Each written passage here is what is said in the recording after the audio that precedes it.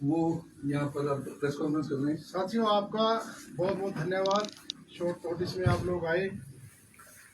आज आपसे काफ़ी दिनों के बाद मुलाकात हुई और कुछ हिमाचल प्रदेश के अंदर पिछले कुछ दिनों में जो राजनीतिक तौर पर उठापटक हो रही है, जो बयानबाजी हो रही है, उसके आधार के ऊपर आपसे कुछ बातें शेयर करने के लिए आप लोगों को मंथन किया। साथियों, जैसे कि आप सबके सामने है कि हिमाचल प्रदेश की एकमात्र राज्यसभा सीट के लिए चुनाव हुआ और उसमें कांग्रेस पार्टी के 6 लोगों ने भारतीय जनता पार्टी का साथ दिया।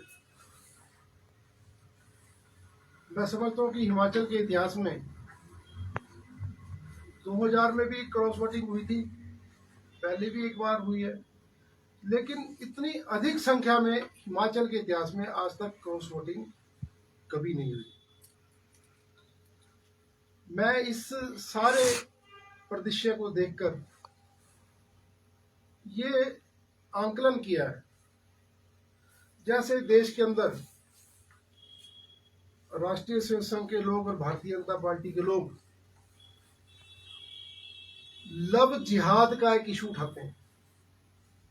मैं समझता हूं ये राजनीतिक लव जिहाद की संज्ञा में इसको दूंगा।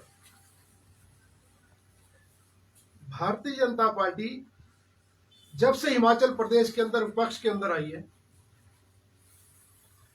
उनको ये समझना चाहिए कि पिछली जो जयराम ठाकुर जी की सरकार थी, हिमाचल की जनता ने उन्हें ओपोजिशन में बैठने के लिए मत किया, कांग्रेस को 5 साल सत्ता में रहने के लिए मतदान किया। लेकिन इस एपिसोड के अंदर भारतीय जनता पार्टी ने अपना असली चेहरा दिखाया। जैसे वो चर्चा करते हैं भारतीय जनता पार्टी के लोग और माननीय प्रधानमंत्री इस देश के कहते हैं कि मोदी की गारंटी। मैं समझता हूं कि ये भी एक मोदी की गारंटी है कि वो हिंदुस्तान के अंदर किसी भी ओपोजिशन की सरकार को चलने नहीं देंगे। अपनी गारंटी में उनको इसको भी शामिल करना चाहिए। भारतीय जनता पार्टी के लोग ये बर्दाश्त नहीं कर पा रहे हम ओपोजिशन के अंदर बैठे हैं। अगर आपको सत्ता में रहने का इतना ही लोभ है या इतना आप जनता की सेवा करने के लिए तत्पर है कि हमारे को सत्ता मिले तभी हम जनता की सेवा करेंगे, तो जो पिछली जयराम ठाकुर जी की सरकार थी, जिसको डबल इंजन की सरकार कहा गया था, जिसको माननीय प्रधानमंत्री मोदी जी का पूरा आशीर्वाद था, हिमाचल प्रदेश से राष्ट्रीय अध्यक्ष जेपी नड्डा जी का पूरा आशीर्वाद था, हिमाचल से काबीना मंत्री अनुराग ठाकुर जी का पूरा आशीर्वाद था, तो वो क्यों नहीं हिमाचल प्रदेश में मिशन रिपीट कर पाई। ये जो पिछले दिनों एपिसोड हुआ, भारतीय जनता पार्टी के जो लोग इसमें मुखर होकर सामने आए, मैं समझता हूं कि सत्ता की भूख उनके चेहरे के ऊपर नजर आ रही है और वो बर्दाश्त ही नहीं कर पा रहे। और साथियों, जो भी पिछले दिनों राज्यसभा की सीट के लिए कांड हुआ, और उसके बाद सबसे मजे की बात है कि सुबह 7 बजे विपक्ष के नेता जयराम ठाकुर जी गवर्नर को मिलने चले गए। ऐसी क्या तत्परता थी, ऐसी क्या जल्दबाजी थी कि सुबह 7 बजे आप गवर्नर को मिलने चलेंगे। मैं समझता हूं कि जितनी इन्होंने इसमें सक्रियता दिखाई, जितना कमल का जो इन्होंने यहाँ खेलना शुरू किया, कमल लोटस, और यहाँ पर मुझे लगता है फेल होता दिखाई दे रहा है। और इस सारे एपिसोड के अंदर एक बात स्पष्ट दिख रही है कि कुछ भारतीय जनता पार्टी के भ्रष्टाचारी नेता, कुछ भूमाफिया नेता, कुछ चाटुकार नेता, कुछ कांग्रेस के नेताओं के साथ मिलकर एक ईमानदार शरीफ मुख्यमंत्री को बचा नहीं पा रहे। साथियों, 1.25 साल हो गए सुखविंदर सिंह सुक्खू जी को हिमाचल प्रदेश का मुख्यमंत्री बने हुए। आज तक एक भी भ्रष्टाचार का आरोप इस सरकार के ऊपर नहीं लगा। अगर विपक्ष के अंदर दम है तो एक उंगली उठाकर सरकार के ऊपर करके दिखाए, माननीय सुक्खू जी के ऊपर एक उंगली भी करके दिखाए। अगर विरोध करना है तो नीतियों का विरोध किया जाए। ये जो विधायक चुराने का इन्होंने काम शुरू किया, ये लोकतंत्र के लिए घातक है। ये आने वाली पीढ़ियां और आने वाला समय हिंदुस्तान के लिए ये ठीक नहीं है, जिस तरीके से ये लोग व्यवहार कर रहे हैं। अगर इतनी सक्रियता भारतीय जनता पार्टी के नेताओं ने जब हिमाचल प्रदेश में प्राकृतिक आपदा आई थी उस समय दिखाई होती, तो हिमाचल प्रदेश को केंद्र से कुछ सहायता मिल गई होती। ये 1.25 साल केवल राजनीतिक बयानबाजी करते रहे और मौके की तलाश में रहे। माननीय मुख्यमंत्री जी ने परसों धर्मपुर में कहा था कि काले नाग की संज्ञा दी गई, और उसको भारतीय जनता पार्टी के नेता और पिछले दिनों भारतीय जनता पार्टी के प्रदेश अध्यक्ष ने भी इसके ऊपर टिप्पणी करी। साथियों, क्या गलत कहा माननीय मुख्यमंत्री ने। वो नाग तो सफेद ही थे जब कांग्रेस में थे, उनके ऊपर मणि भी लगी हुई थी। जब मणि लगी होती है तो नाग बहुत चमकता है, लेकिन भारतीय जनता पार्टी में जाके उनकी मणि, विधायक रूपी मणि उनकी निकाल ली गई तो वो काले हो गए। और इतिहास में पहली बार ऐसा हुआ। आज तक भारतीय जनता पार्टी में भ्रष्टाचारी नेता जब शामिल होते हैं तो दूध के धुले हो जाते हैं।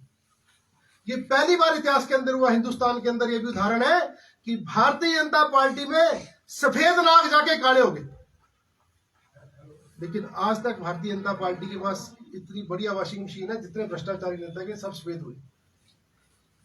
ये बयानबाजी छोड़कर भारतीय जनता पार्टी के नेताओं को मेरा आग्रह है कि जनता के बीच में जाएं।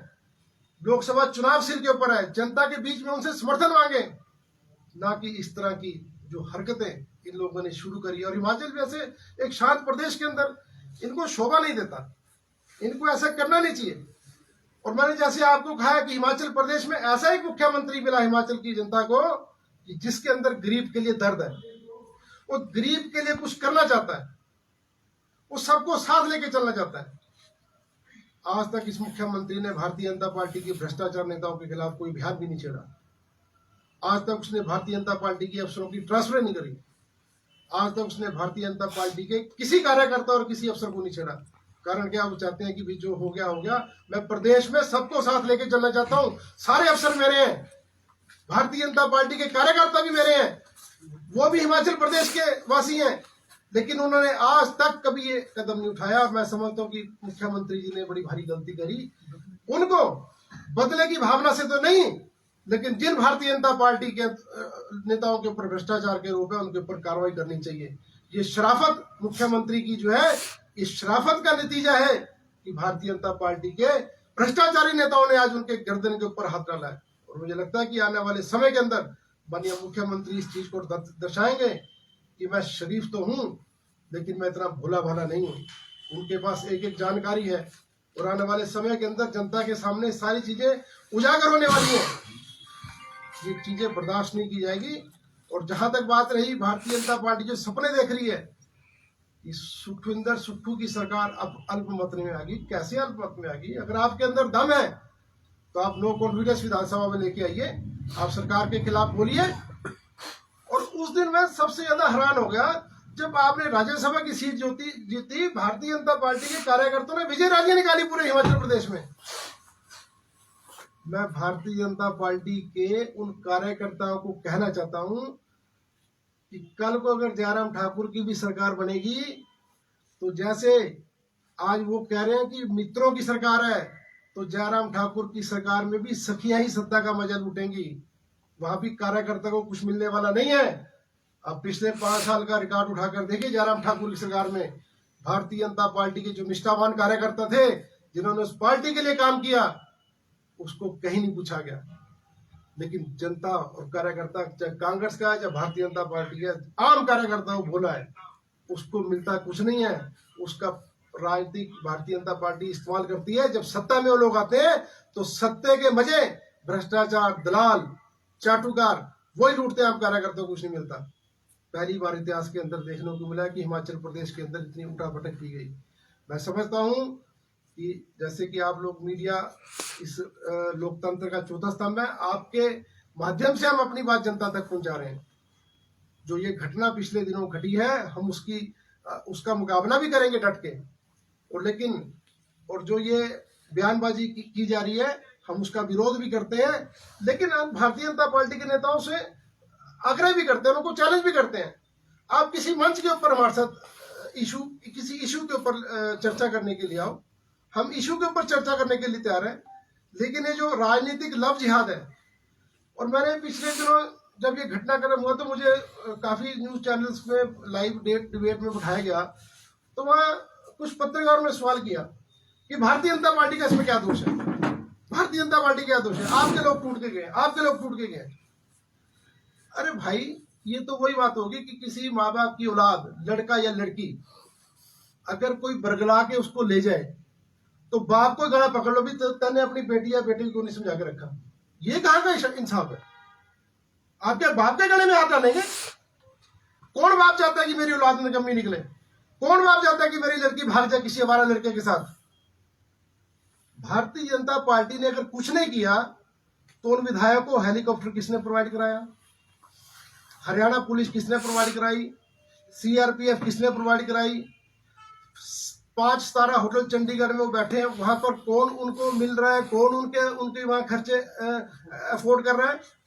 भारतीय जनता पार्टी कैसे कह सकती है कि हमने कुछ नहीं किया? कैसे कुछ नहीं किया? तो कौन इन लोगों के पीछे है? कौन ये साजिश रच रहा है? क्यों जेपी नड्डा जी का धन्यवाद के नारे लग रहे हैं? मैंने खुद अपने कानों से सुना है कि जिस दिन रिजल्ट डिक्लेयर हुआ, जो राज्यसभा के सांसद बने, प्रदेश के अध्यक्ष, आप क्लिप में देखे, वीडियो में लाइव चल रहा था, प्रदेश भारतीय जनता पार्टी के अध्यक्ष ने फोन से कहा कि लो जेपी नड्डा जी आपसे बात करना चाह रहे हैं, जेपी नड्डा जी आपसे बात करना चाह रहे हैं, ऊंचा सुनाई दे रहा है। तो राज्यसभा के जो चुने हुए सांसद है, उन्होंने क्या बोला कि जेपी नड्डा जी बहुत बहुत धन्यवाद, इस सब में आपका योगदान रहा, मैं it is all because of you. वो साफ सुनाई दे रहा है। जेपी नड्डा जी का जो जीता धन्यवाद कर रहा है, प्रदेश अध्यक्ष उनका धन्यवाद कर रहा है, तो कौन इसके पीछे? तो लाइव मैंने क्या, हजारों लोगों ने कानों सुना। तो भारतीय जनता पार्टी इससे पीछे नहीं हट सकती। हिमाचल प्रदेश एक छोटा प्रदेश है, और यहाँ के जो लोग हैं वो एक पॉलिटिकल सूझबूझ रखने वाली हिमाचली जनता है। वो इसका जो है जवाब आने वाले पार्लियामेंट चुनाव के अंदर देगी। लेकिन जो इन्होंने ये खेल खेला है, ये लोकतंत्र के लिए घातक है। ये लोकतंत्र में ऐसा नहीं होना चाहिए। और ये जो इन्होंने आज ये काम किया, मैं समझता हूँ कि इसके ऊपर कोई भी पॉलिटिकल पार्टी, चाहे कांग्रेस भी हो, अगर हमारे को मैंडेट मिलेगा विपक्ष में बैठने का, तो विपक्ष में बैठ के हम विपक्ष का रोल अदा करेंगे। क्या सत्ता के साथ ही राजनीति की जा सकती है? सत्ता के बगैर जनता सेवा नहीं की जा सकती? तो मैं समझता हूं कि इन्हीं बातों के लिए आज आपको हमने याद किया था। और कोई आपके मन में कोई क्वेश्चन हो तो आप हमारे से पूछ सकते हैं। जेठी जी, बहुत समय से 15 महीनों से लगातार ऐसा चल रहा था, जब से सुक्खू सरकार बनी तब से ये कहा जा रहा था कि वो विधायक जो अभी नाराज दिख रहे हैं, वो लगातार जो है आलाकमान को भी बात कर रहे थे, वेणुगोपालन से बात हो रही थी, प्रियंका गांधी से बात हो रही थी, पर उनको कोई पॉजिटिव रिस्पांस 15 महीने से नहीं मिल रहा था। उस पर आप क्या कहेंगे? नहीं, 15 महीने तो सरकार बने हुए, जैसे आपने कहा जी, तो 15 महीने से तो वो कंप्लेंट नहीं कर रहे होंगे। अगर बीच में किसी को रहा होगा मलाल, होता है परिवार के अंदर, मैं समझता हूँ कि फिर भी परिवार के अंदर ही लड़ना चाहिए। उसका मतलब ये नहीं कि हम वहां से बात करके। आप क्या समझते हैं? मुझे भारतीय जनता पार्टी एक बात का जवाब दे। जैसे सुजानपुर के विधायक राजेंद्र राणा जी है, क्या उन्होंने, उनकी स्टेटमेंट कल मैंने मीडिया में पढ़ी कि मैं अब कांग्रेस में वापसी नहीं करूंगा, मैं दूसरे घर में जाऊंगा। तो पत्रकार ने कहा कि भारतीय जनता पार्टी में जाए, क्या भारतीय जनता पार्टी में भी जा सकता हूँ, मैं कुछ और भी इंतजाम कर सकता हूँ। भारतीय जनता पार्टी का एक जवाब दे। राजेंद्र राणा जी पूर्व मुख्यमंत्री और डिक्लेयर्ड मुख्यमंत्री प्रेम कुमार धूमल जी को हरा कर आए थे। क्या प्रेम कुमार धूमल जी, अगर राजनीतिक तौर पे देखा जाए, राजेंद्र राणा जी को सुजानपुर से भारतीय जनता पार्टी टिकट देती है, तो भारतीय जनता पार्टी ये स्पष्ट करे, क्या प्रेम कुमार धूमल जी, अनुराग ठाकुर जी उनकी कन्वेंसिंग करने के लिए जाएंगे वहां? क्या कुटलैट से देवेंद्र भुट्टो अगर भारतीय जनता पार्टी में जाएगा, उसको टिकट मिलेगी, तो क्या वहां के दिग्गज भारतीय जनता पार्टी के नेता कंवर वीरेंद्र उसका प्रचार करने जाएंगे? क्या इस बातों को स्पष्ट करे भारतीय जनता पार्टी? जाए, हमें कोई इतराज नहीं है, हर एक का अधिकार है जिस मर्जी राजनीतिक दल के अंदर जाए। लेकिन क्या प्रेम कुमार धूमल जी, राजेंद्र राणा जी के लिए प्रचार जाना पड़ेगा अगर पार्टी में उन्होंने रहना? तो अगर राजेंद्र राणा जी, जैसे कि मीडिया में आ रहा है कि वो भारतीय जनता पार्टी में जाएंगे, उनको टिकट देंगे, उनकी भी सेटिंग हुई होगी, टिकट मिलेगा उनको, तो अनुराग ठाकुर और प्रेम कुमार धूमल जी जवाब दें कि क्या वो राजेंद्र राणा जी का प्रचार करने के लिए जाएंगे? और क्या वीरेंद्र कंवर देवेंद्र भुट्टो का प्रचार करने जाएगा? या और कांग्रेस के जो लोग भारतीय जनता पार्टी कार्यकर्ता कहा जाएगा? इस चीज को कार्यकर्ता को भी समझना चाहिए, भारतीय जनता पार्टी कार्यकर्ता को भी समझना चाहिए कि आज दूसरे दलों से लाकर भारतीय जनता पार्टी में वहां पर लोगों को एस्टेब्लिश किया जा रहा है। भारतीय जनता पार्टी के कार्यकर्ता, जिसने भारतीय जनता पार्टी में अच्छे लोग भी हैं यार, जिन्होंने भारतीय जनता पार्टी आज यहां से यहां पहुंची है, वो ऐसे हवा में थोड़ी पहुंच गई। कार्यकर्ताओं ने रात दिन उसके लिए किया होगा, कार्यकर्ताओं ने उसके लिए कुर्बानी करी, उन्हें परिवार तबाह किए। मैं जानता हूं उन लोगों को, मैं भी भारतीय जनता पार्टी का हिस्सा रहा।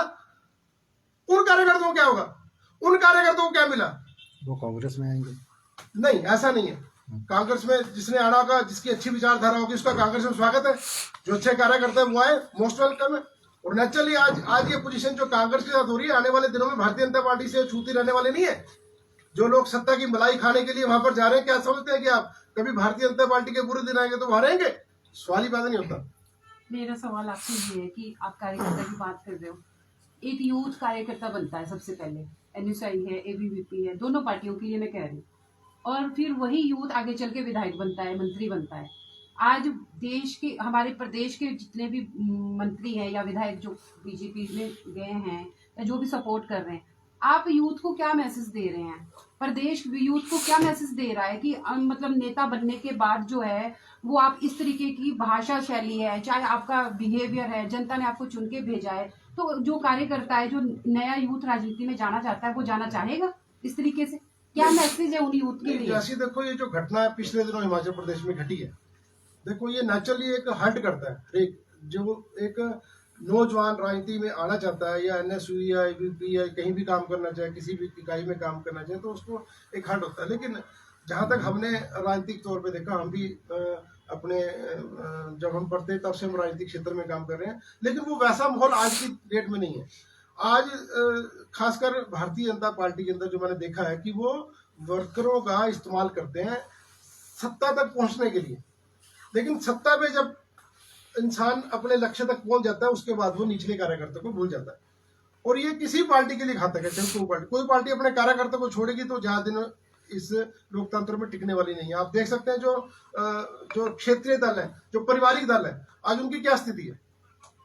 उन्होंने सिर्फ अपने परिवार के कारण थोड़ी सत्ता में आए थे। वो आम लोग उनके साथ जुड़े, तब वो लोग सत्ता में आए। कई साल उन्होंने राज किया, लेकिन आज की जो युवा पीढ़ी है वो देख रही है कि ये परिवार के लिए अगर करेंगे तो ये बड़ा मुश्किल है। तो उन पारिवारिक पार्टियां, ये जो पारिवारिक पार्टियां सत्ता में कई वर्षों तक रही, उसके लक्ष्य के साथ वो केंद्र में भी उन्होंने अपना दबदबा कायम रखा। लेकिन आज उनकी क्या स्थिति है? आज उनकी स्थिति है कि 2-2, 3-3 सीटें जीतने के भी उनको लाले पड़े हुए। कारण क्या है कि उन्होंने उन लोगों का निरादर किया। तो जो भी पार्टी ऐसे कार्यकर्ताओं को निरादर करेगी, जिनके सिर के ऊपर वो जाके सत्ता में आएंगे, वो ज्यादा दिन टिकने वाले नहीं है, बहुत जल्दी एक्सपोज हो जाएंगे। जैसे मैंने आपको कहा कि भारतीय जनता पार्टी के लाखों कार्यकर्ताओं ने खून पसीने से पार्टी को सींचा, लेकिन आज उनकी स्थिति है कि उनको पूछने वाला कोई नहीं है। जब सत्ता आती है तो जैसे मैंने कहा था, पिछले 5 साल जयराम ठाकुर की सरकार में सिर्फ ठेकेदारों, दलालों ने या सखियों ने राज किया। आने वाली अगर भारतीय जनता पार्टी की सत्ता होगी, सत्ता के लिए तड़प क्यों रहे हैं? सत्ता कोई मौज मस्ती का केंद्र थोड़ी है, सत्ता तो सेवा का माध्यम है। ये तो तड़फन ऐसे दिखा रहे हैं जैसे इन्होंने ऐश करनी हो, मौज करनी हो। ये तड़फन तो उस चीज के लिए होती है। तो इस चीज को कोई भी लोकतंत्र में जनता भी देख रही है, और नौजवान भी देख रहे हैं, और आम लोग भी इस चीज को देख रहे हैं। क्या जो कांग्रेस के 6 बागी विधायक है, वो क्या मतलब कि कांग्रेस के साथ मतलब उनकी कोई वो नहीं थी, वो मतलब कि करवट नेता नहीं थे अपने पार्टी के लिए, वो उनकी वफादारी नहीं थी कि आज एकदम ऐसी क्या परिस्थिति बन गई कि उनको जो है ये कदम उठाने पड़े?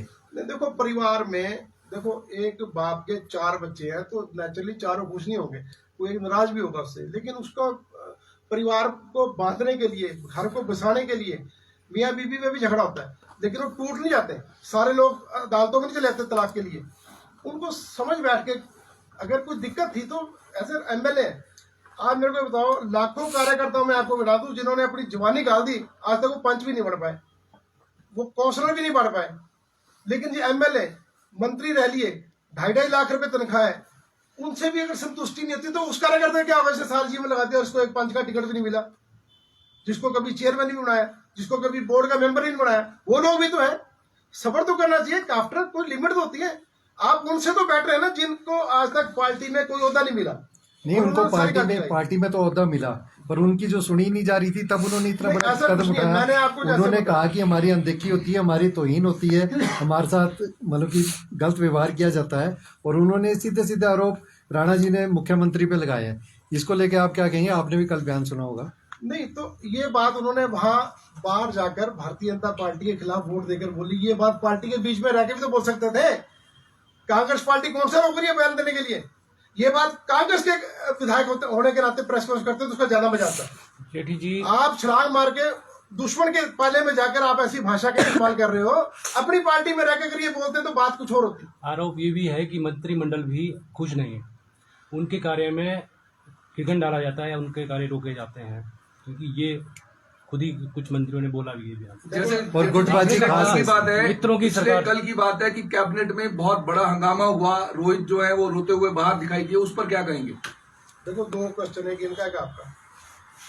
जहां तक ये है कि मुख्यमंत्री मंत्रियों के कार्य में हस्तक्षेप करते हैं, आज तक इतिहास में माननीय प्रधानमंत्री मोदी जी भी 10 साल से सरकार चला रहे हैं, कोई भी मुख्यमंत्री बिल्कुल खुला हाथ किसी मंत्री को कदापि नहीं दे सकता।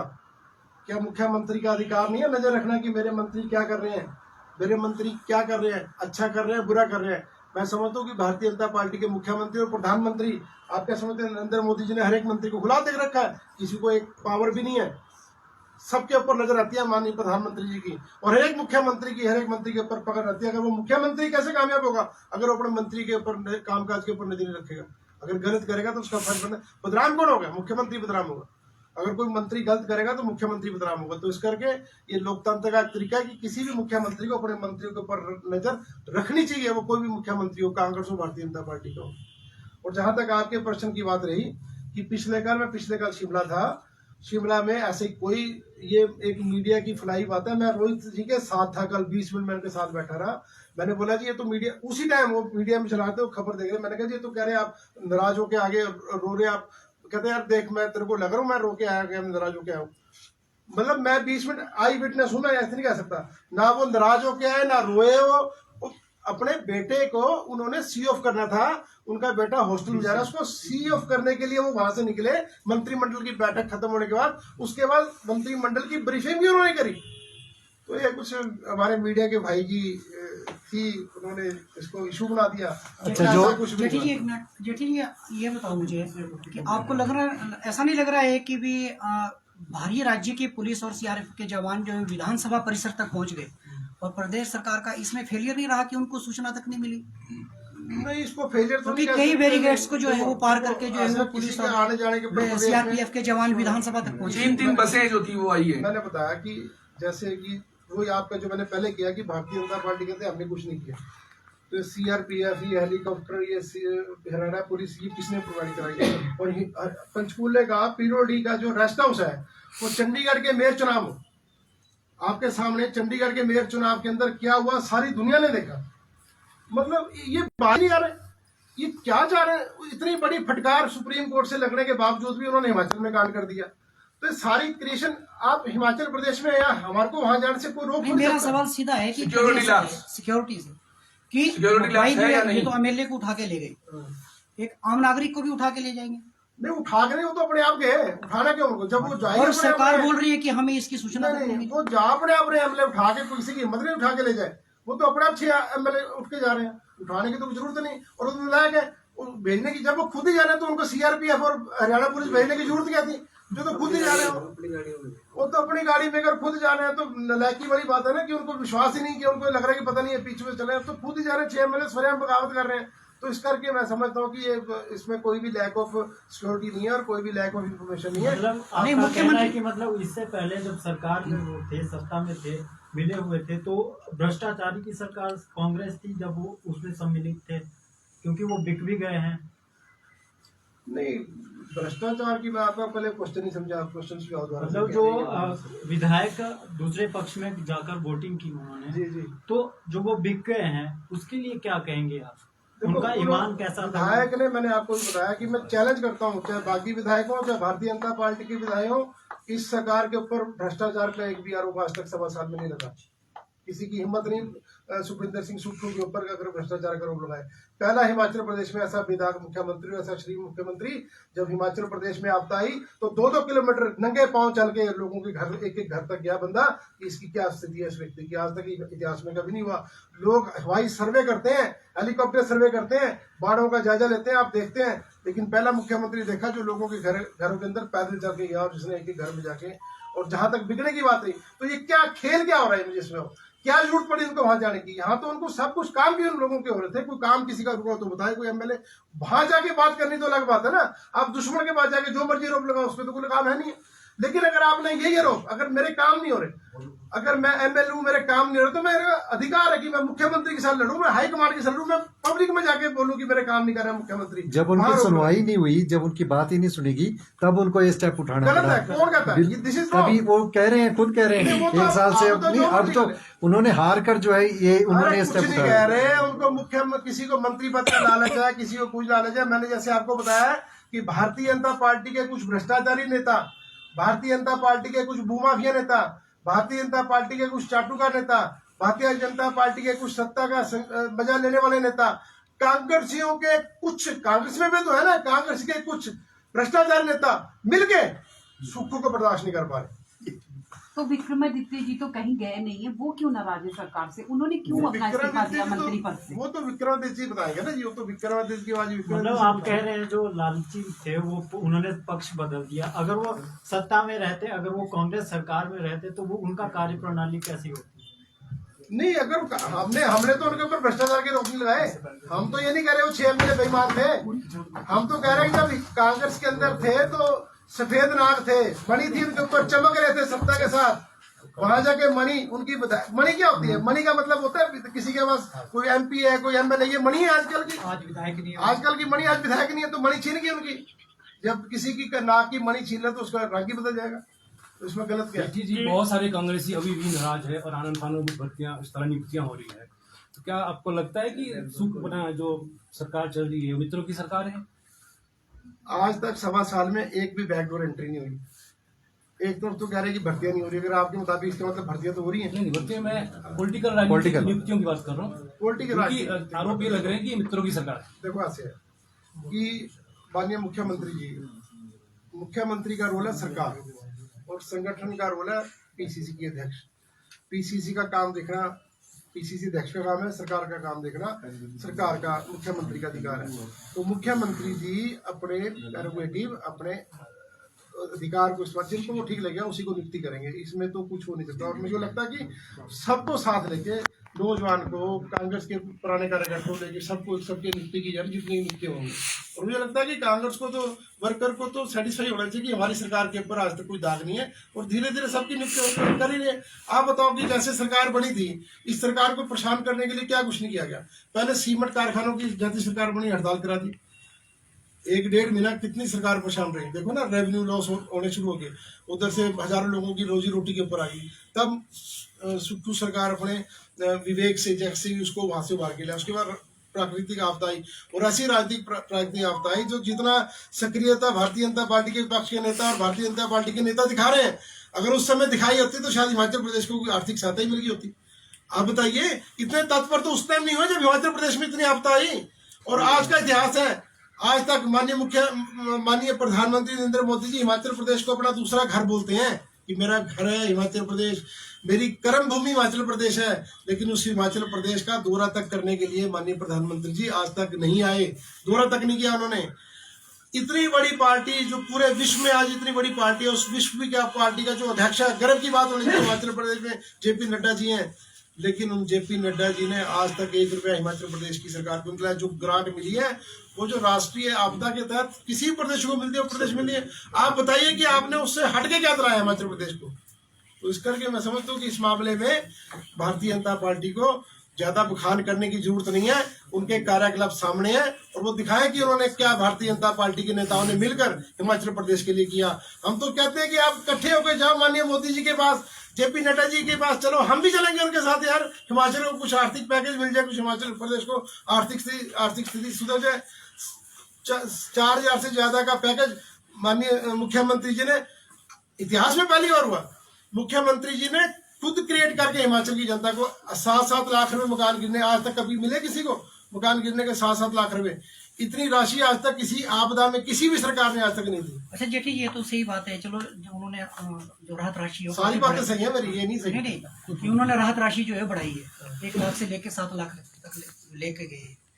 पर पिछले दिनों ये ऐसी चर्चा भी शहर में रही है कि जेठी जी भी नाराज चल रहे हैं, और वो भी कहीं जो है वो पाला बदल सकते हैं। नहीं अभी आपके सामने ही, मैं तो कहीं राज, मेरे को सत्ता का लोभ है नहीं ना, मेरे को बातें चाहिए। सत्ता का मजा नहीं ले पा रही है। नहीं सत्ता का मजा लिया भी सकते हैं हमारे